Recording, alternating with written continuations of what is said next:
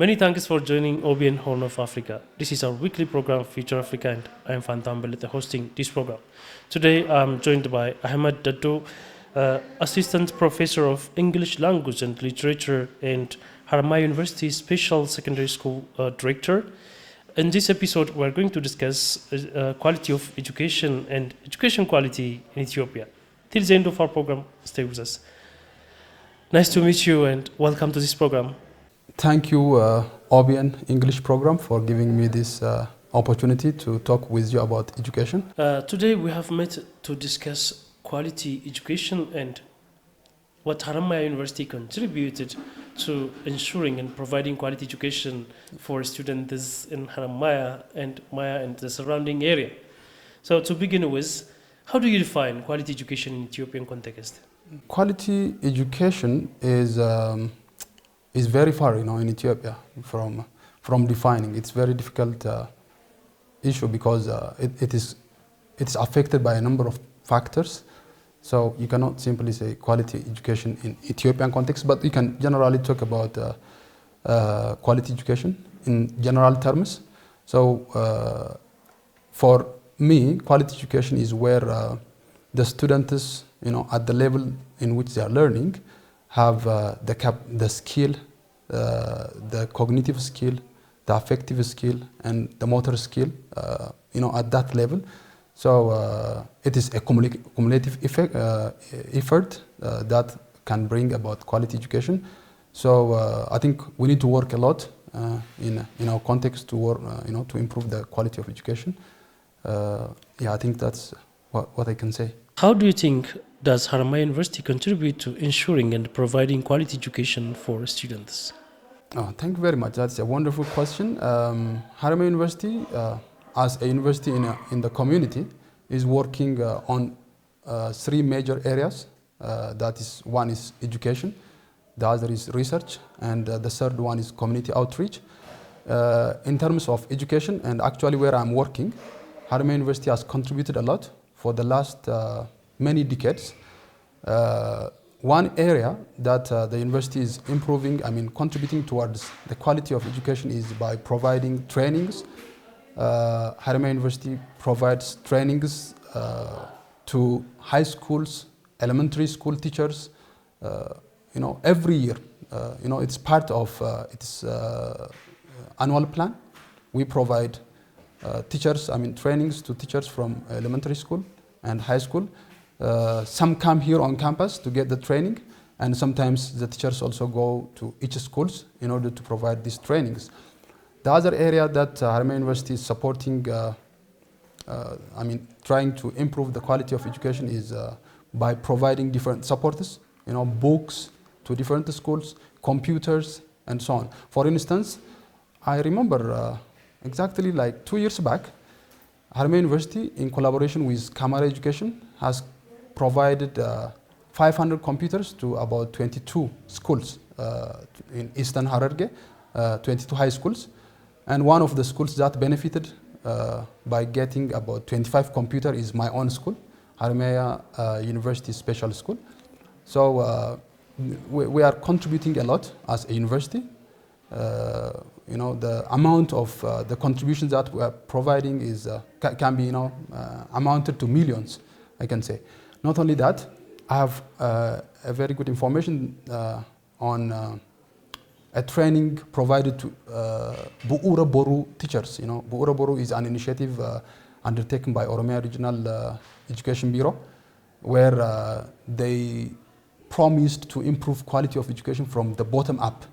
And they started to build schools, by the funding of the society, to make students read appropriately, understand, basic concepts. So they started these schools, and Haramaya University actually trained about 153 teachers for Bu'ura Boru schools, because East Hararge zone requested that they don't have teachers to teach in the lower level, especially the KG and the nursery area. So I can cite lots of examples to indicate how the university is actually trying to improve educational quality in Ethiopia. what are the resources that we mostly need to provide quality education for our students?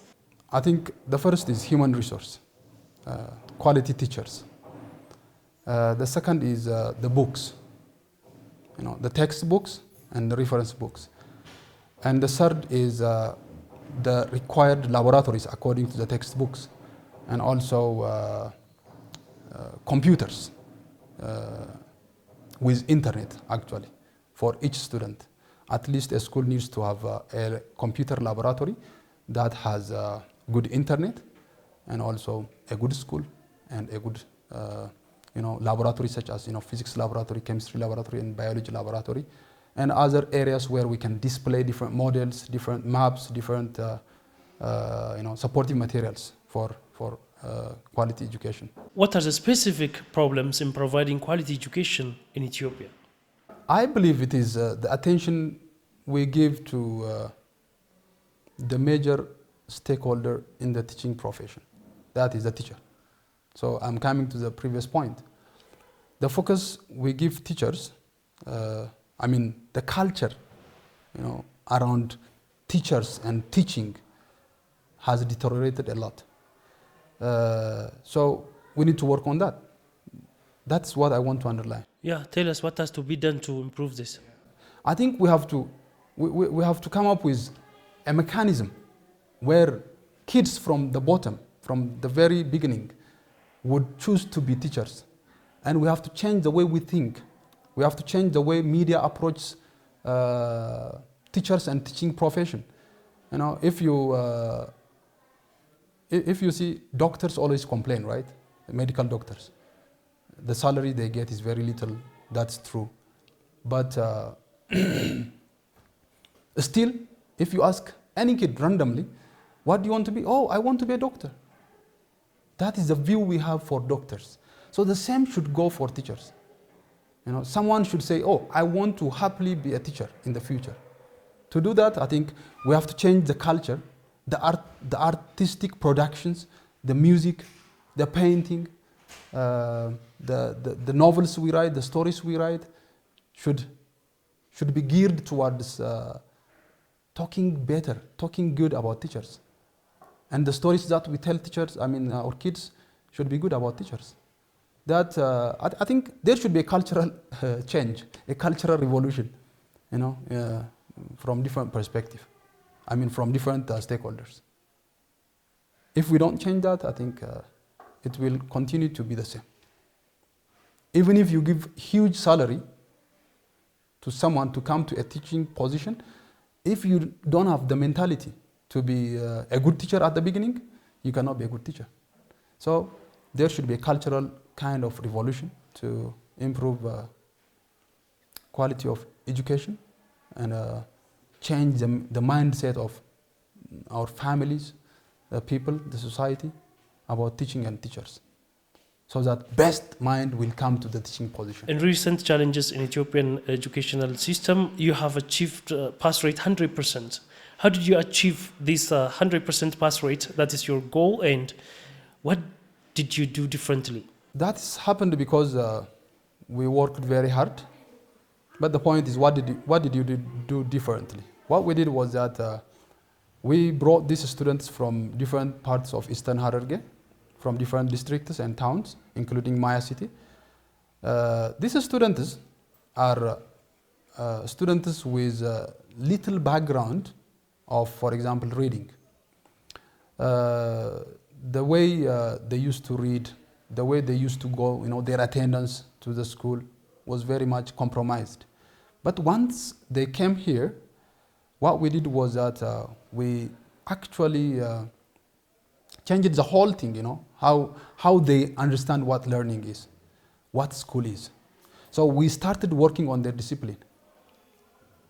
And when they come for the first time to the school, we tell them about discipline. And discipline for us is a basic requirement to be successful in their education. When we say that, it means some kind of archaic word, but discipline has a broad understanding, meaning in our school, for that matter. And we tell them that if they have the discipline, they will have the commitment to stay in the class, to listen to the teacher. And when they complete their learning, their classes of the day, they need to go to the library. They don't go home before 5 p.m. They have to stay on campus in the school. But in their background, they have never been to the library. They have never been to the laboratory. They have never been to the computer laboratory.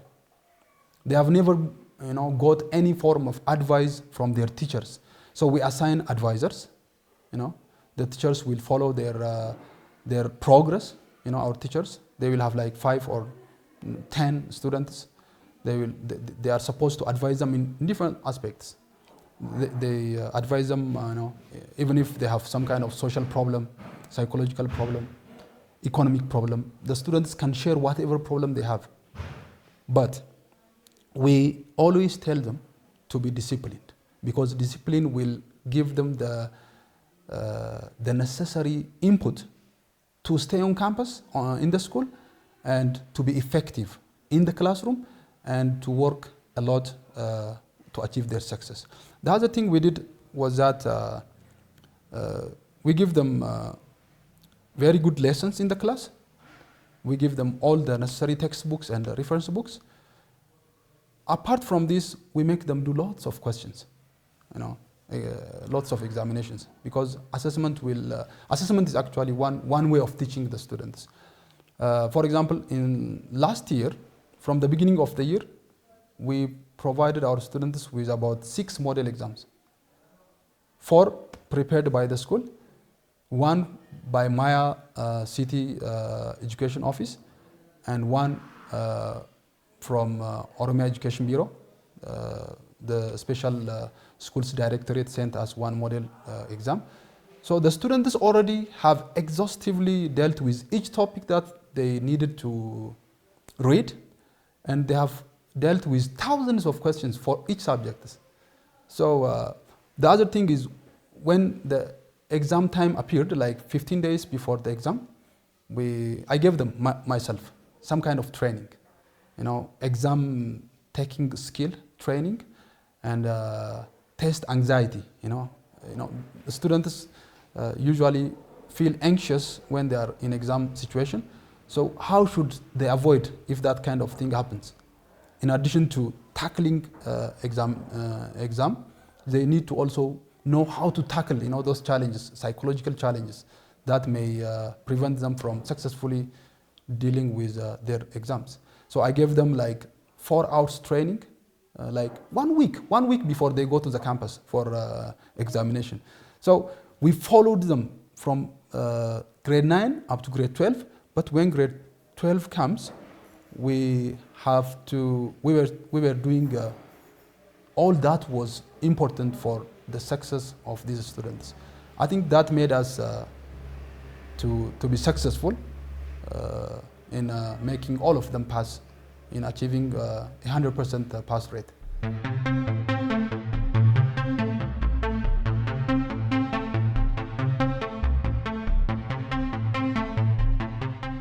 Dear our valued viewers, I also met with Professor Mengistu Urge, Vice President for Academic Affairs, to discuss this quality education and the provision and the quality of education in Ethiopia. Stay tuned. Professor, thank you for being willing, and welcome to this program. Thank you. You're welcome also. What are the main factors for education system fracture in Ethiopia? Yes, when we think of quality education, we have to think of the total education system in the country. And there are countries who have a very good education system, and as a result of the good education system, they have a very good delivery of quality education. If you mention some of them, like for example the USA, Canada, and England are countries who have a leading quality education system. For quality of education, a country must have a robust elementary school, as well as a robust high school, and very good universities. Universities which are ranked within high rank in the world.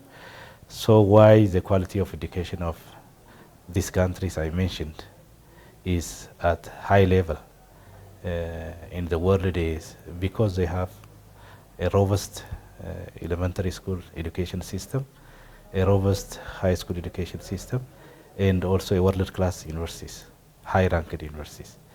For example, the USA have one university ranked first in the world, and another universities ranked fourth, sixth, and 10th in the world. And the UK have universities ranked second, third, and fifth in the world. So it means that they have a very good universities, high standard universities, robust universities, and robust elementary and high school education system.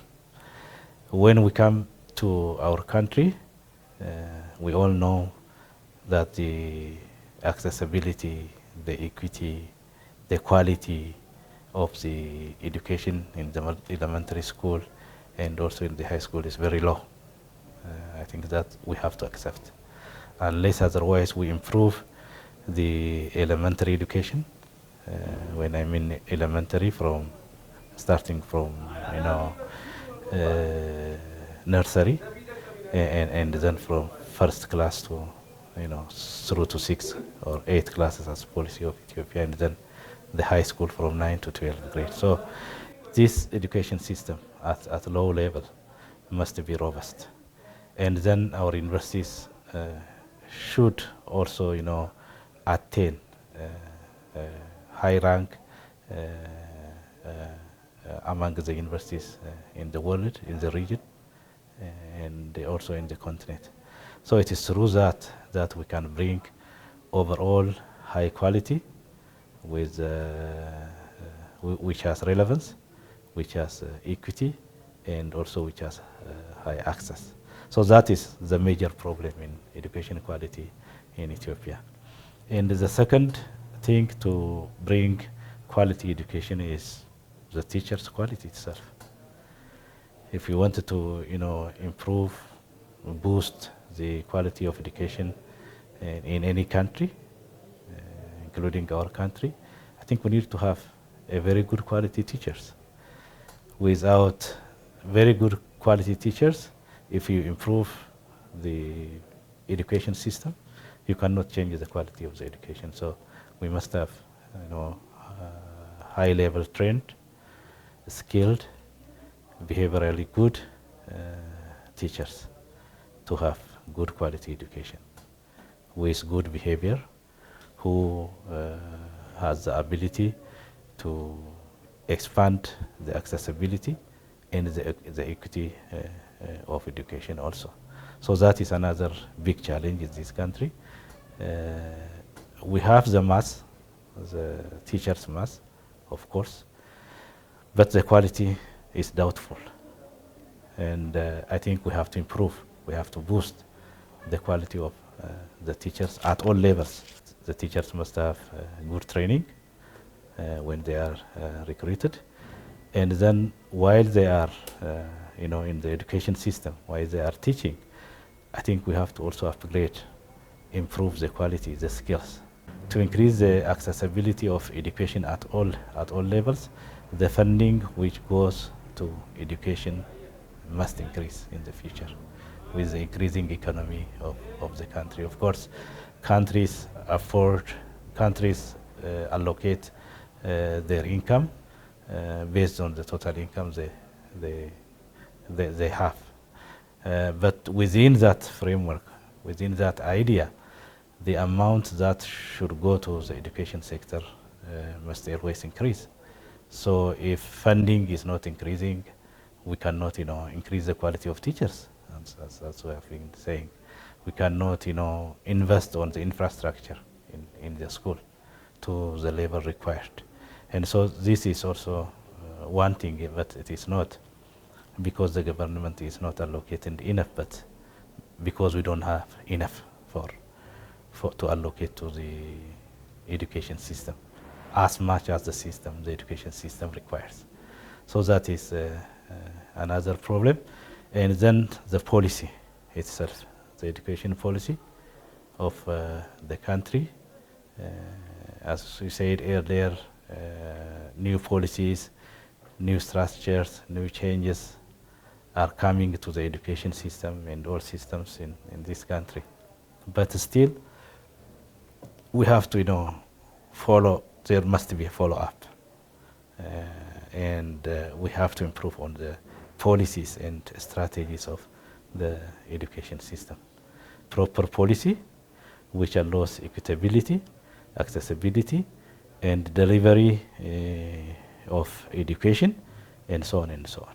So the policy, as far as I'm feeling, is not bad, but always policies must be improved based on the development of our country, as well as also the economic development, political situations across the globe. So I think these are the major problems with education. If you improve on the curriculum, if you improve on the teachers' quality, if you fulfill the infrastructure to the level best we can do, and also if we monitor our education policies regularly, adjust to the economic development, the political development of our country, and also the globe, then the education system can be improved.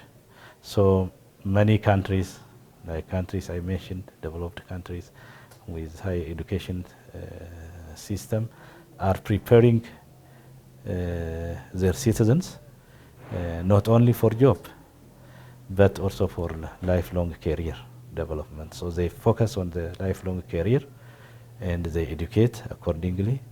They keep the level of quality of education at high level, and then their citizens are very well trained and competent anywhere in the world. So that is what we have to think, I think. These are some of the major factors in education system, I think.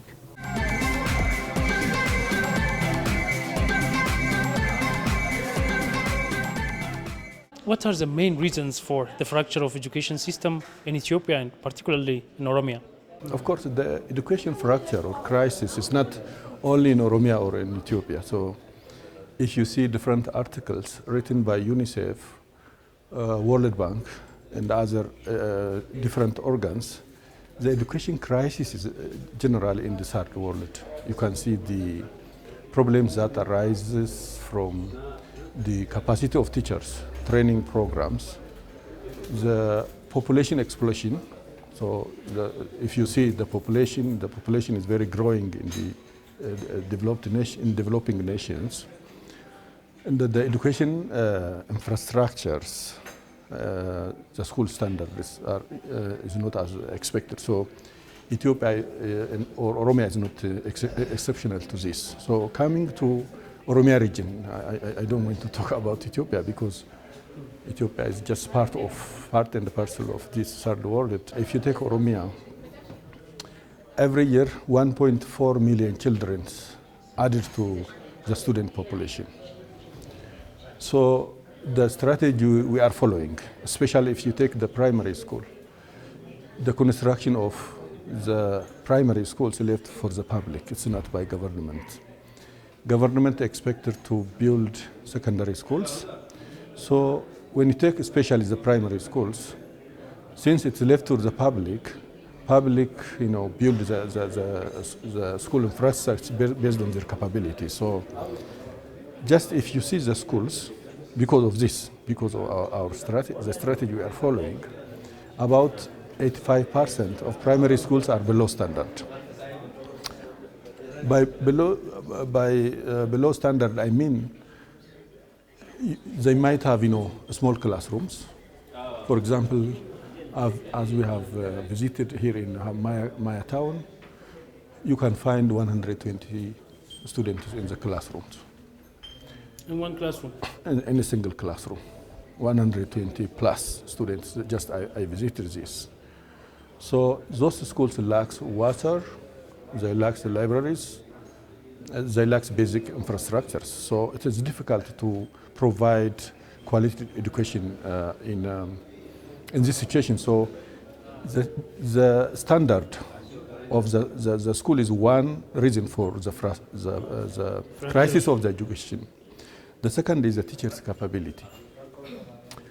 The way we train our teachers, be it in university or in colleges, are not as it's expected. That is why, for example, this year we give a qualification examination for teachers, both in who teaching in degree programs, that means in secondary schools, and the teachers who just pass through diploma program. Only 27% of the teacher has passed their exam among the degree teachers, degree holders, I mean. When you take the diploma holders, only 41% of those teachers passed the examination. So this indicates that we have to do something on teachers training program. This is the second reason. So one is the school standard, school facilities. Second is associated with the teachers' capability. The third problem for the crisis is we couldn't even be able to provide books for the students in primary schools. Of course, in secondary schools, this time we'll be able to provide students sufficient books in secondary schools, but in primary schools, we couldn't provide the students the textbooks they needed. These are the major problems, which are the reason for the crisis of education in our region. How did you plan to address these challenges or these problems? Great. Like I said, for primary school, to improve the standard of the schools, still we call for the public participation to improve, to build the infrastructure. But teachers' capability, we actually started building the teachers' capability. Last summer, we actually winter in Ethiopia. We trained some number like 27,000 plus teachers in different fields like mathematics, English, natural science, and so on. So we'll keep providing training for the teachers to increase their capability. The second thing is still we call for the public to build infrastructure in primary schools, but the books and the textbooks for primary schools, we try to search another strategy. In the past, we depend on public publishing and printing house or company. Fortunately, that company couldn't be able to provide those books, so we have to follow another strategy to provide textbooks for primary school students. These are the three strategies we follow to solve the problems I mentioned, which contributed for the crisis of education in our region.